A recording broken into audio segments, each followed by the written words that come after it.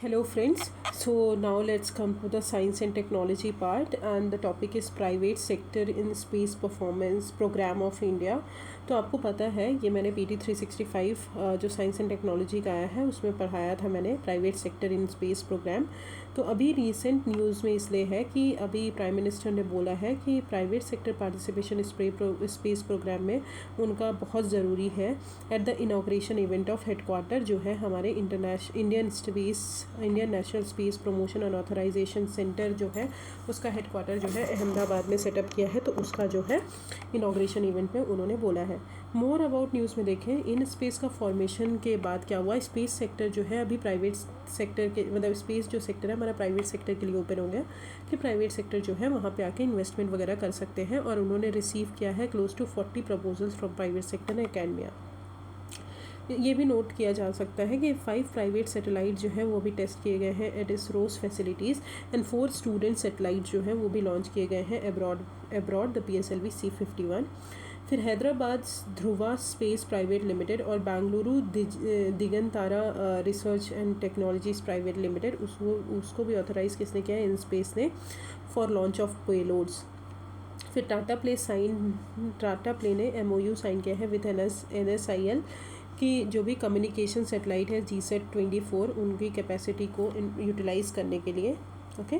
और ये कहीं ना कहीं हमको हेल्प करेगा, हम इकोसिस्टम क्रिएट करें जो कि हमारे इंडिया को हेल्प करेगा कि हमारा जो स्पेस सेक्टर है हम उसको अदर लेवल पे ले पाए और स्पेस इंडस्ट्री को बढ़ा पाए, हमारी ग्लोबल इंडस्ट्री बना पाए और ह्यूज कंट्रीब्यूटर हमारी इकोनॉमी का वो बन पाए। इंडिया जो है अकाउंट करता है only 2% of the global space economy, याद रखिएगा सिर्फ 2% करता है, ओके। सो अब हम इन स्पेस के बारे में पढ़ लेते हैं। तो इंडियन नेशनल स्पेस प्रमोशन और ऑथराइजेशन सेंटर ये एक ऑटोनॉमस सिंगल विंडो एजेंसी है जो कि हमारे इस नॉन गवर्नमेंटल प्राइवेट एंटिटीज़ हैं उनको प्रमोट करने के लिए किया गया है। मैंडेट यही है कि स्पेस इंफ्रास्ट्रक्चर जो है उसको शेयर करना है, जो भी अभी तक कंट्रोल में इसरो बस के था, इस्टेब्लिश करना है temporary facilities with the premises under ISRO, और इस्टेब्लिश करना है new space infrastructure facilities by NGPE। अब ये जो डिसीजन है इन स्पेस का वो फाइनल होगा और बाइंडिंग होगा सारे स्टेक होल्डर पे, इंक्लूडिंग इसरो ऑल्सो। कंपोजिशन क्या है कि इसमें चेयरपर्सन होंगे, टेक्निकल एक्सपर्ट्स होंगे जिनको स्पेस एक्टिविटीज़ के बारे में पता होगा, सेफ्टी एक्सपर्ट्स होंगे from academia, prime minister office से इन मेंबर्स होंगे और मिनिस्ट्री ऑफ एक्सटर्नल अफेयर्स के मेंबर्स होंगे, ओके। अब एडवांटेज क्या है हमारा प्राइवेट सेक्टर का, ऑब्वियसली कॉस्ट का रिडक्शन होगा क्योंकि पार्टिसिपेशन अगर प्राइवेट सेक्टर का स्टार्टअप्स का आएगा स्पेस सेक्टर में तो लो कॉस्ट ऑपरेशन आएंगे, जैसे अग्निकुल एंड स्काई रूट जो है चेन्नई और हैदराबाद में आए हैं लॉन्च व्हीकल को डेवलप करने के लिए, और ये बिलीव किया जाता है कि उसका कॉस्ट जो है बहुत कम है। टेक्नोलॉजी और इनोवेशन की अगर बात करें तो पार्टिसिपेशन जो है प्राइवेट सेक्टर का वो हमारी न्यू इनोवेशन और टेक्नोलॉजीज लाएगा। For example Hyderabad based startup जो है ध्रुवा स्पेस वो हाई टेक्नोलॉजी पे वर्क कर रहा है ऑफ सैटेलाइट एंड दिगंतारा जो कि हमारे अनदर स्पेस स्टार्टअप है, ठीक है। इन्वेस्टमेंट एंड कैपेसिटी डेवलपमेंट की बात करें, प्राइवेट सेक्टर जो है इन्वेस्टमेंट ले आएगा और टेक्नोलॉजी डेवलपमेंट करेगा। हार्वेस्टिंग टैलेंट पूल, इंडिया में ह्यूज टैलेंट पूल है और अपॉर्चुनिटीज़ के लिए वो सर्च कर रहे हैं, तो पार्टिसिपेशन अगर होगा तो बेटर होगा। ट्रांसपेरेंसी एंड अकाउंटेबिलिटी बढ़ेगी because number of stakeholders बढ़ जाएंगे, प्राइवेट सेक्टर का पार्टिसिपेशन बढ़ जाएगा जो कि ट्रांसपेरेंसी लाएगा। कॉम्पिटिटिवनेस बढ़ जाएगा बिकॉज लो कॉस्ट होगा, इनोवेशन ज़्यादा होगा, टैलेंट पूल बहुत अच्छा आएगा। फिल कम्युनिकेशन इंफ्रास्ट्रक्चर डेफिसिट, तो वास्ट अमाउंट ऑफ पोटेंशियल और रिसोर्सेज अवेलेबल हैं प्राइवेट सेक्टर के पास जो कि हमारी स्पेस इंडस्ट्री को हेल्प करेंगे ग्रो करने के लिए, okay. So these are the advantage. Role of private player in space sector, upstream opportunities क्या है, core research and development of orbital system, ठीक है, लॉन्च व्हीकल डेवलप करेंगे, सैटेलाइट, ठीक है, ये सारी चीज़ें। डाउनस्ट्रीम अपॉर्चुनिटीज़ ये हैं कि terrestrial value creation such as weather and climate monitoring, satellite communication, broadcasting, ये सारी चीज़ें देखेंगे, ओके। अदर रिफॉर्म्स अगर बात करें तो न्यू स्पेस इंडिया लिमिटेड आई है, कंट्रीज़ का फर्स्ट प्राइवेट सेक्टर अंडरटेकिंग है और कमर्शियल विंग है हमारे इसरो का जो कि हमारी मार्केटिंग करेंगे स्पेस बेस्ड सर्विसेज में।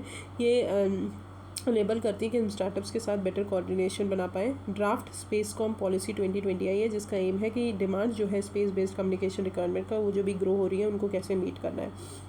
अब कंसर्न्स क्या है, पहली चीज़ है मोनोपोलाइजेशन। स्पेस टेक्नोलॉजी जो है एक्सपेंसिव होती है और उनके लिए हैवी इन्वेस्टमेंट चाहिए होती है, और बहुत ही कम, मतलब ओनली फ्यू रिच कॉर्पोरेट्स जो है इस रिक्वायरमेंट को अवेल कर सकते हैं, तो इसके कारण मोनोपोलाइजेशन हो सकता है।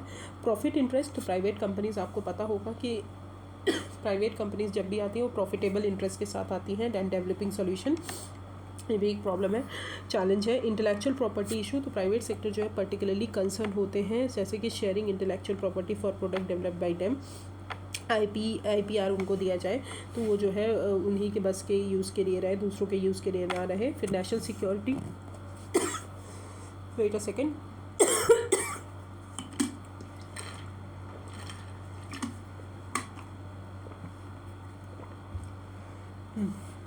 नेशनल सिक्योरिटी की बात करें तो कंसर्न है कि प्राइवेट प्लेयर कहीं ना कहीं लीक कर देंगे क्रिटिकल नेशनल सिक्योरिटी इंफॉर्मेशन, जिसके कारण हमारी सिक्योरिटी जो है इशूज़ आ सकते हैं। फिर आता है पॉलिसी बॉटलनेक, इंडिया जो है लैक करता है पॉलिसीज़ में और स्पेस लॉ में for private sector that give openness and clarity. तो these are the concerns. Now let's comes to way forward. तो इंक्यूबेटर एंड ग्रांड प्रोग्राम, तो रिसर्च और डेवलपमेंट जो है स्पेस टेक्नोलॉजी का हम बहुत लॉन्ग है और कॉस्टली प्रोग्राम है, इसके लिए हमको ग्रांट्स और इंक्यूबेटर्स प्रोवाइड करना चाहिए। कहते हैं कि इनिशियल जो R&D फेज़ है वो ज़्यादा अच्छे से ग्रो पाए। फिर स्पेस क्वालिफिकेशन की बात करें तो स्पेस क्वालिफिकेशन का मतलब यही होता है, स्पेस क्वालिफिकेशन का मतलब यही होता है कि टेस्टिंग जो है और कॉन्सेप्ट डेमोन्स्ट्रेशन को प्रूव करना वाइल इन स्पेस। तो ड्यू टू हायर कॉस्ट हम अफोर्ड नहीं कर पाते हैं, तो इसरो को जो है ये हेल्प करनी चाहिए लॉन्चिंग पेलोड और more startup. Intellectual property centric policy की अगर बात करें तो हमको रिफॉर्म क्रिएट करने की ज़रूरत है वेर लोकल इंडस्ट्री जो है वो इन्वेस्ट करें हमारे ओन IPs में, ठीक है। लेजिस्लेटिव फ्रेमवर्क की बात करें तो ऑब्वियसली रोबस्ट लेजिस्लेटिव फ्रेमवर्क की ज़रूरत है कि सस्टेनेबल और इंक्लूसिव ग्रोथ हो पाए, तो इसलिए जो है हमारा स्पेस जो है इम्पॉर्टेंट है। Now let's come to green hydrogen. तो रिसेंटली एक रिपोर्ट आई है that is green hydrogen opportunity for deep decarbonisation India, जो कि किसने रिलीज़ किया है, नीति आयोग। तो ये याद रखिएगा किसने रिलीज़ किया है, नीति आयोग ने रिलीज़ किया है। और नीति आयोग ने ये भी हाईलाइट किया कि ग्रीन हाइड्रोजन जो है वो क्रिटिकल है इंडिया के नेट जीरो एमिशन के लिए बाई 2070। ग्रीन हाइड्रोजन है क्या, ग्रीन हाइड्रोजन वो हाइड्रोजन जो है जिससे हम हाइड्रोजन प्रोड्यूस करते हैं by renewable energy through electrolysis of water, मतलब वाटर को इलेक्ट्रोलाइज करके हम रिन्यूएबल एनर्जी के थ्रू ग्रीन हाइड्रोजन प्रमोट करते हैं। अब इलेक्ट्रोलाइजर टेक्नोलॉजी जो है वो सेंट्रल होती है ग्रीन हाइड्रोजन प्रोडक्शन प्रोसेस में। Alkaline polymer electrolyte membrane and solid oxides electrolysers जो होते हैं वो कमर्शियली अवेलेबल टेक्नोलॉजी होती है ग्रीन हाइड्रोजन प्रोडक्शन के लिए, ओके। तो नीड नॉट टू नेसेसरी कि आपको ये सब चीज़ें याद करने की ज़रूरत है। फिर एप्लीकेशन अगर बात करें तो ग्रीन हाइड्रोजन जो है वो कंज्यूम किया जाता है थ्रू डायरेक्ट कंजम्पशन और इलेक्ट्रिसिटी जनरेट की जाती है थ्रू फ्यूल सेल्स और इंडस्ट्रियल प्रोसेस में like ammonia, steel manufacturing, petroleum refinery, इसमें भी यूज़ किया जाता है एज अ केमिकल फीडस्टॉक। अब सिग्निफिकेंस क्या है, ऑब्वियसली कार्बन एमिशन रिड्यूस करेगा, CO2 एमिशन बाई 2050 3.6 गीगाटन मतलब रिड्यूस करेंगे। एनेबलर है एनर्जी सिक्योरिटी के, क्योंकि एनर्जी इंपोर्ट जो है हमारा रिड्यूस होगा बिकॉज ग्रीन हाइड्रोजन जो है वो पोटेंशियली हमारे बहुत इंपॉर्टेंट है फॉसिल फ्यूल के रिप्लेसमेंट के लिए। कॉस्ट इफेक्टिव है, वाइल हाइड्रोजन जो है वो मल्टीपल सोर्सेज से प्रोड्यूस किया जाता है, तो हम जो है कॉस्ट इफेक्टिव है। डिमांड की अगर बात करें, एक्सपेक्टेड है कि हमारी हाइड्रोजन की डिमांड इंडिया में ग्रो हो जाएगी 4-fold by 2050। Global manufacturing hub, तो कोऑर्डिनेटरल जो क्वाड ग्रुप्स हैं हमारी ऑस्ट्रेलिया, USA, इंडिया, जापान, ये ग्लोबल मैन्युफैक्चरिंग हब है for green hydrogen outside the influence of China है।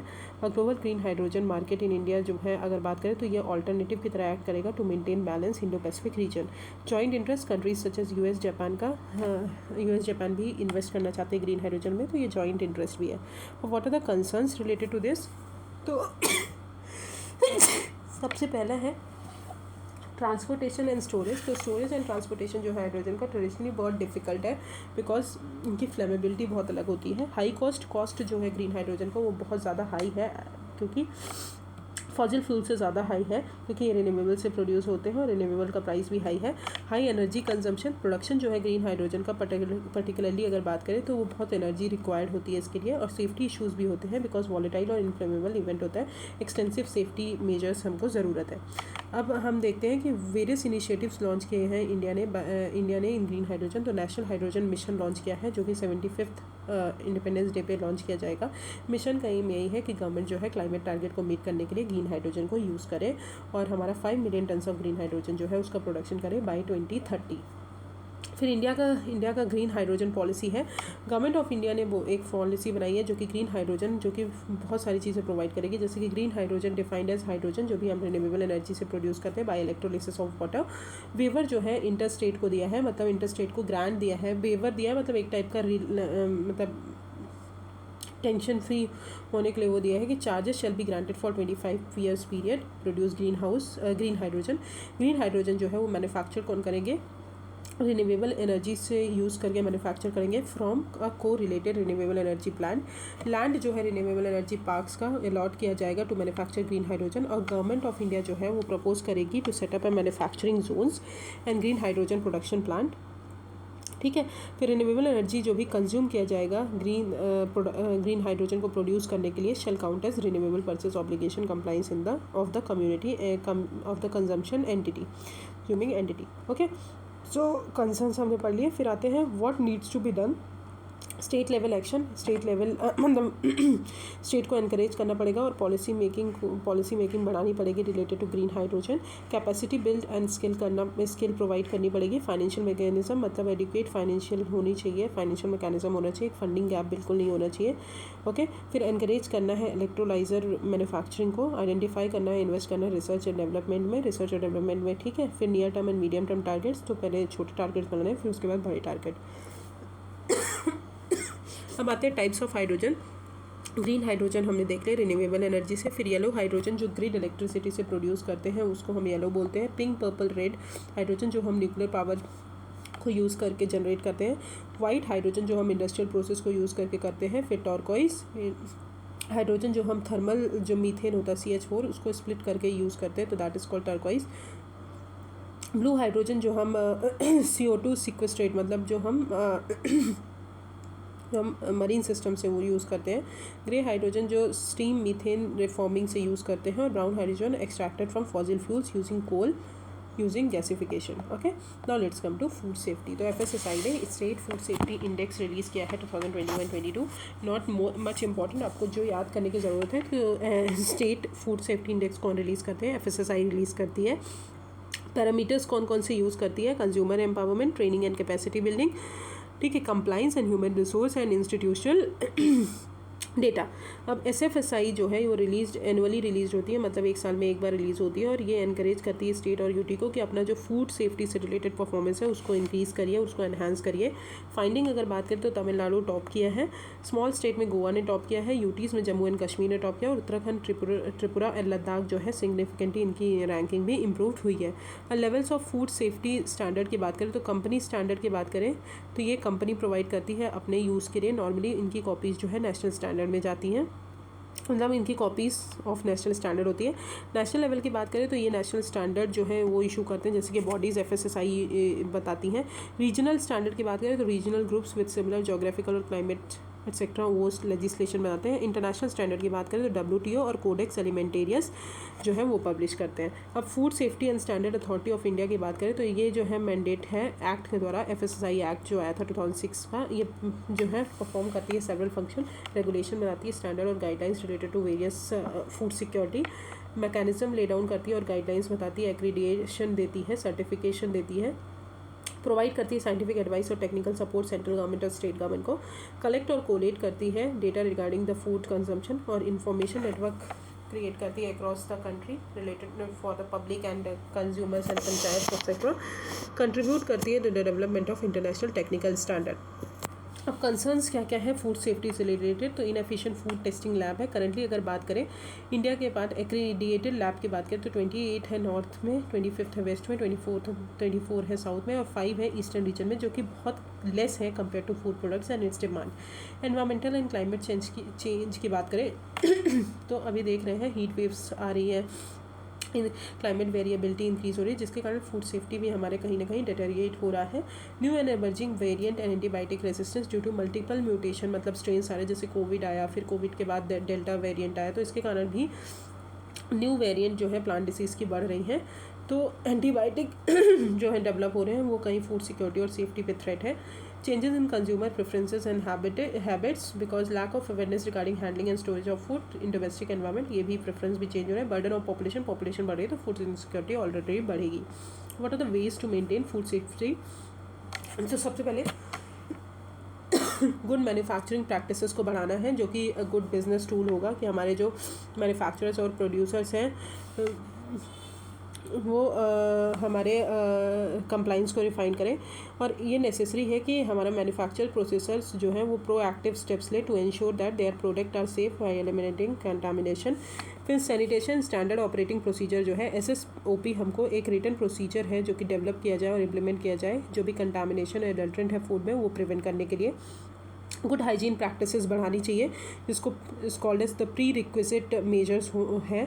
गुड हैंडलिंग प्रैक्टिसेस भी बढ़ाना है, ठीक है। कॉम्प्रिहेंसिव अप्रोच लाना है from the farm to store on the consumer. Hazard analysis critical control point भी बनाने हैं, ठीक है। ये क्या है, इसका मतलब यही है कि एश्योरेंस प्रोवाइड करना है फूड की सेफ्टी के लिए, और हर इंडिविजुअल का स्टेप होना चाहिए कि फूड चेन में स्पेसिफिक प्रोसेस जो होता है फूड चेन का, like raw material procurement, manufacturing, distribution, food safety का वो डिटेल और इवेल्युएट होना चाहिए। फिर फूड इरिडेशन की बात करें तो ये एप्लीकेशन है of ionising radiation to the food that provide safety and extend the shelf life of the food, okay. So these are the ways. Now let's come to what are the various initiatives in regard to food safety. तो eat right India movement, ये FSSAI का movement है। ये safe और healthy sustainable food के लिए लाया गया है। इसके अंदर 3 चीज़ें आती हैं: eat right research awards and grants, eat right creativity challenge and eat right campus. फिर blissful hygienic offering to god, मतलब भोग, जो भी आप टेम्पल्स में भोग बांटते हो वो सेफ़ होना चाहिए और हाइजीनिक कंडीशन में बनना चाहिए। फिर हाइजीन रेटिंग ऑफ रेस्टोरेंट, तो it is a universal system जो कि इंडिया ने रिकग्नाइज़ किया है और सिंगल बेंचमार्क है, जो कि हमारे जितने भी होटल्स हैं वहाँ पे अगर फूड बन रहा है तो वो सारे फ्रेश होने चाहिए, okay. Now let's come to news in short. तो 5G open radio access network that is RAN, तो C.DOT जो है, मतलब C.DOT centre for development of telematics, विसिग है, VVADN है टेक्नोलॉजीज प्राइवेट लिमिटेड, उन्होंने एग्रीमेंट साइन किया है कि वो डेवलप करेंगे 5G ओपन RAN, मतलब रेडियो एक्सेस नेटवर्क और अदर प्रोडक्ट्स टुगेदर। इस कोलैबोरेशन का एम ही यही है कि R&D टेलीकॉम सेक्टर में हमको बनाना है, इंडिजीनियस डिज़ाइन करना है, डेवलप करना है हमारी 5G टेक्नोलॉजीज़ को। अब RAN क्या है, रेडियो एक्सेस नेटवर्क। ये जो RAN क्या प्रोवाइड करता है, एक क्रिटिकल टेक्नोलॉजी प्रोवाइड करता है जो यूज़र्स को कनेक्ट करेंगे टू अ मोबाइल नेटवर्क से यूज़र्स को कनेक्ट करेंगे through our radio waves, okay. Current RAN technology जो है वो प्रोवाइड की जाती है as an integrated platform for both hardware and software. Therefore it is difficult to mix vendors को, डिफरेंट यूनिट्स के जो वेंडर्स हैं उनको मिक्स करना बहुत डिफिकल्ट है। इसलिए जो है मोबाइल नेटवर्क से अगर आप कनेक्ट करोगे यूज़र्स को, तो आजकल सभी के पास मोबाइल होता है, तो बहुत यूज़फुल हो जाएगा। ओपन RAN जो है वो कहीं ना कहीं multi supplier RAN solution create करेगा, जो कि हमारे सेपरेशन है हार्डवेयर और सॉफ्टवेयर में उसको अलाउ करेगा with open interfaces.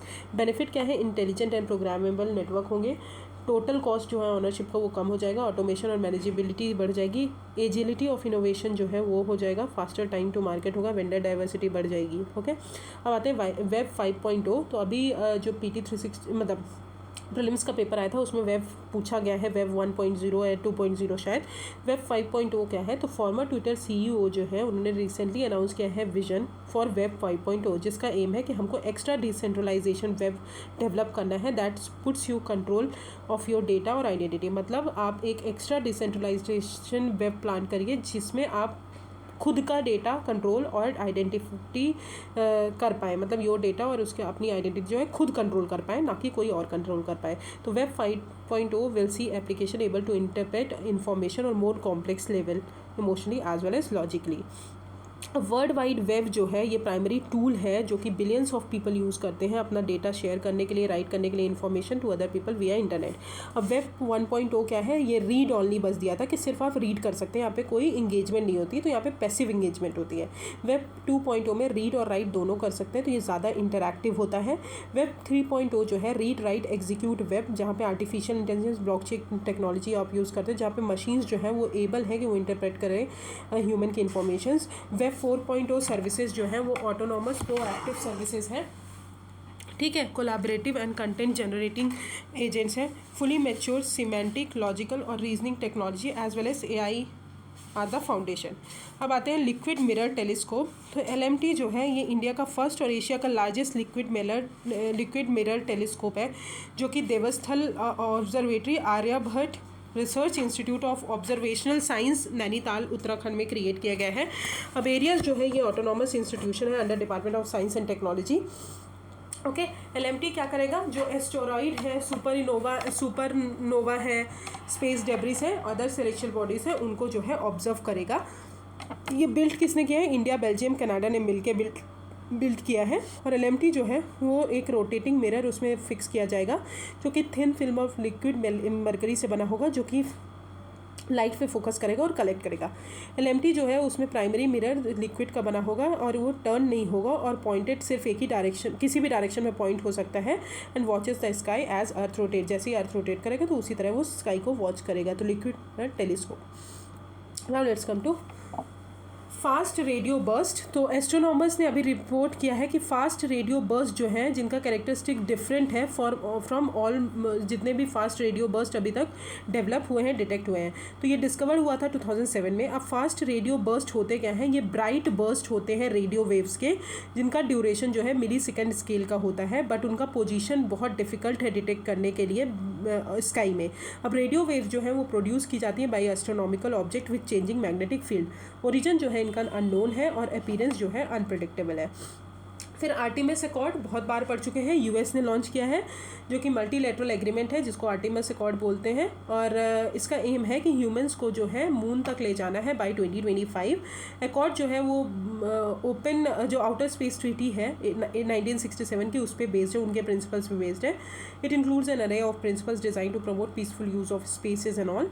United Kingdom, Japan और कनाडा ने साइन किया और फ्रांस जो है 7th यूरोपियन स्टेट है जिसने ज्वाइन किया है। अब this lunar autonomous positioning system technology operation and navigation experiment की बात करें, दैट इज कैपस्टोन। अभी ये नासा ने लॉन्च किया है, जो कि क्यूबसेट है, जो कि हमारे सिस लूनर स्पेस में फ्लाई करेगा। अब जो कि सिस लूनर स्पेस क्या होता है, वो ऑर्बिटल स्पेस जो मून के नियर, मतलब मून के सराउंडिंग और मून के अराउंड घूमता है, that is called cislunar space. ठीक है, अब कैपस्टोन के बारे में देखें तो ये हेडेड टूवर्ड्स, मतलब ये धीरे धीरे ऑर्बिट की तरफ जा रहा है, intended to in future for Gateway, जो कि एक मून ऑर्बिटिंग आउटस्पोर्ट है।